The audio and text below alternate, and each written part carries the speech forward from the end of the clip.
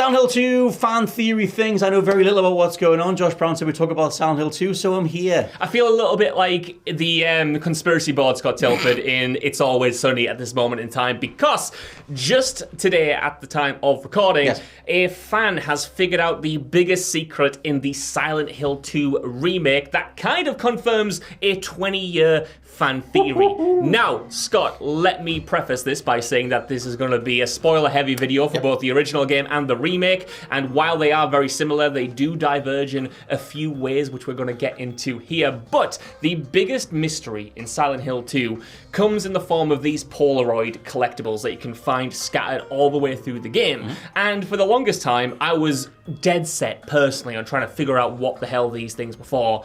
And it turns out that I am too dumb for it, but a person on Reddit called Dale Robinson, who happens to share the same name exactly as a childhood friend of mine, though I'm assured that it's not the same person, has figured it out, and it has been confirmed by the developers that this is the answer. So, every Polaroid you find in Silent Hill 2 comes with a little image of something, usually a phrase on the front and a number on the back. It turns out that Dale Robinson, who posted this on the Silent Hill subreddit, figured out that every number on the back of the Polaroid corresponds with a letter on the front. So if you've got a phrase and you've got a number 6 on the back, it'll be like the 6th letter along. And if you put all of these letters in order, it spells out, "You've been here for 2 decades."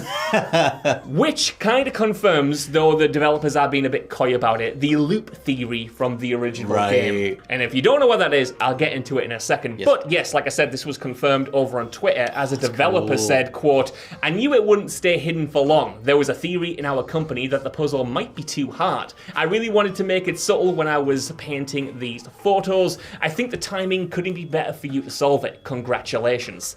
And this is important because, like I said, it seemingly confirms a theory that people had about the original Silent Hill that was already teased a little bit more in the main game. So, before I hand it over to you, I'll just explain what this is. The loop theory essentially dictates that James Sunderland, the protagonist of the game, has been reliving the same series of events in Silent Hill over and over again as essentially this kind of cosmic punishment for his actions in the game. So when you play the original title, it might not necessarily be the first time that James has experienced this overall story, and Silent Hill 2 Remake kind of seemingly seems like, instead of just being a remake of that game, it's essentially another run-through of what James has experienced before with slight variations here and there. Now there's so much more evidence to back this up, but I like this a lot, Scott. This is awesome. We'll get to fleshing some things out a bit more. However, I always like the loop theory. I always like the weird, wider existential horror of being trapped in that nightmare space. I get that over the years we've kind of played, or Konami have played fast and loose with kind of what Silent Hill is. You've got the movie versions, you've got different conversations on what Silent Hill is, and it can represent different things to different people. But like I said, I like that this is an extension of that horror, and combining the two is a really cool idea. And I like that it paid off. Like, you've kind of got Bloober with this remake. A lot of people doubted them in the first place, but they then had such a strong wave of reviews and positive reception, and then to be able to tie it into the OG is icing on the cake. I think so too. You know, I love the remake. Me and Cy did a full spoiler cast over on the What Culture Gaming podcast, but I was kind of surprised initially that it wasn't changing more. It is a very faithful adaptation in many ways, at least when it comes to the main story beats. Of course, there are a few dialogue changes here and there. They have extended certain gameplay sequences, as it's a much bigger game than the original was in terms of runtime, but mostly it sticks really faithfully to the original story. However, there are hints throughout the game that, again, this is part of like one continuous loop. For instance, one of the biggest pieces of evidence in the original game was that a lot of the character models, if not all of them, of the dead characters around the different environments were all the same as James's. And a lot of people were like, is that intentional? Is it just them reusing assets to, kind of cut corners?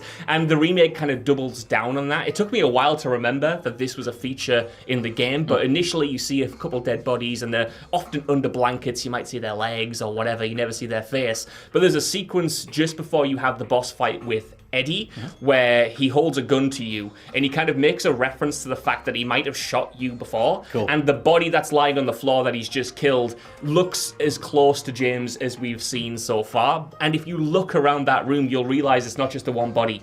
James's body is like everywhere in that room, suggesting, again, one, that James has been through this, multiple times, but two, every time you die in the game, it's like a different timeline of events, and the previous Jameses have kind of been left over. Like I said, that was always present in the original, but it was even more pronounced here. And we also have, Scott, in the remake, on top of this Polaroid stuff, on top of the James's dead body, there's a mechanic in it that is kind of another collectible that you can find, where you're walking around Silent Hill 2 and you can interact with certain sequences that give you a kind of, that throw back to points in the original game, whether that's, specific camera angles or puzzles that have destroyed on the floor. Essentially gives you like a little chime, and it's like a remembrance of the previous game. And initially I kind of just thought that was a cute little nod, but it could link into this idea that they are, again, previous runs which use slightly different variations of the puzzles or different parts of the environment. And I like it, Scott. There are a few more to get to as well that kind of point towards more evidence. We've got the characters themselves who occasionally comment on the fact that things seem familiar, that there's some deja vu going on. There are a few times where Maria and James are talking and they kind of imply that they know more about the other than they're letting on, which a lot of people suggest is, kind of like memories or lapsed memories from their time previously in Silent Hill. There is a moment where you see Maria's older costume because she's in a new costume in the game, and they comment on that. And then there's, of course, the new endings that have been added to New Game Plus and the other things you can find in New Game Plus. And there's one more thing I want to talk about, but that seems to be all the evidence pointing towards it. And I just think this is great, man. I love it when remakes, personally, are in conversation with the original. I love it when they add to the story that the original started, rather than just try to replace it. And I think this, even though it isn't really fully confirmed to confirm the overall theory, like I said, the developer on Twitter was a little bit coy about it. I just like that it means these two games can exist side by side, and that they're both valid, even though they share a lot of DNA, and you can play one and play the other and have it just literally be in the text. Two variations of the same story. It's one of those things where we did a whole video on remakes being out of control, the different approaches the industry has to remakes, like remasters, touch-ups, frame rate stuff, and then ground-up stuff like Resident Evil or Silent Hill, and then something like what Square Enix is doing with Final Fantasy. And so much of Final Fantasy, the ongoing Final Fantasy VII trilogy, to not do too many spoilers, has a lot of references to the original. The idea, or there is an idea anyway, at least an interpretation so far, that it could be a continuation. It could be something similar to this. Yeah. And I love that, like you said. I think in a real way, it encourages you to go pick up the OG, which I'm always a big fan of being able to go back to the original if it was a classic, if it was something that was heralded in the first place. And Silent Hill 2 very much is. I'm still yearning for the original Silent Hill 2 to just be available on modern consoles. Yeah. I know it's in the HD collection, but it's the one with like the weird fog issues, the fonts are changed. It's just not really as what it should be. But something like this tips the nod to the original in such a fun way, and I wonder how much internally that lets decision makers within Konami go, hey, people care about the OG. We can retroactively make people interested in this, because this is only going to snowball a little bit more going forward, and make something like the original available again, or at least give it that sort of retroactive interest, because it makes me want to go back to the OG again. Exactly, it makes you want to go back, it makes you want to look at those differences in more detail, piece together the puzzles on your big conspiracy board.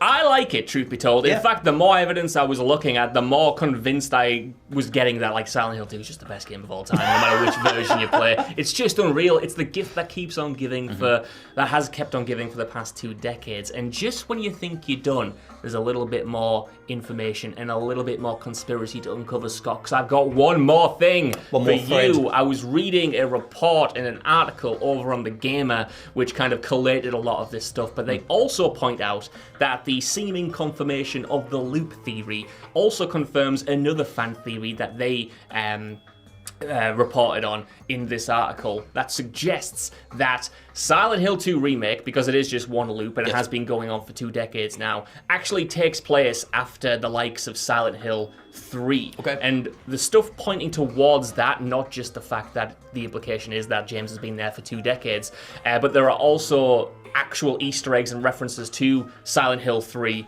within Silent Hill 2 Remake, suggesting that that has already happened while James has been locked in. And I like that as a way to connect all of the different games, because 2 and 4, I think, have a connection. 1 and 3 are direct sequels.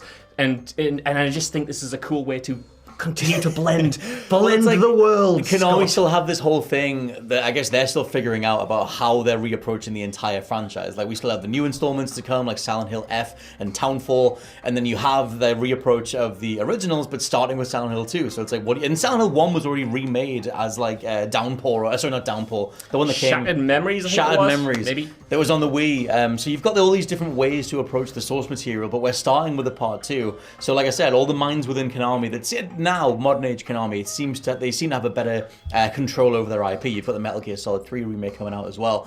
But I just hope they know what they're doing. All this stuff points to, they actually did sit down and go, how are we actually going to do this? Under the assumption that the Silent Hill 2 remake does well, and now that it has, people are noticing all this stuff. And I just hope that is a master plan. I hope they are getting there with future installments, or ways to bring it all together. Anyway. What's funny is that I think just as Silent Hill 2 remake launched, the original creator was on Twitter replying to a question about which ending in the original game was canon, because if you know Silent Hill 2, you'll know there's some mad endings involving dogs and UFOs and whatnot, and they replied just saying that all of the endings are canon, and people were going, how is that possible? How can the dog ending be canon alongside In Water? But again, if we go back to this theory, it suggests that each one of those endings is as valid as the other, because it's all part of a run through this story that James and the player has done. I definitely so you can get yourself lost in the weeds of that. Yes, I'm not going to fracture the universe. The dogs, no. Don't need the dog ending. Don't need the dog ending. Don't need goofier endings to my otherwise serious horror. I don't need that canonized alongside the other stuff. That's insane. You mean you don't want to use the dog mask microtransaction to go through the game, Scott, or the pyramid head one? No, I'm probably all right. But probably all right. At least for the most part, this does bring everything else together, which is a very good thing to know.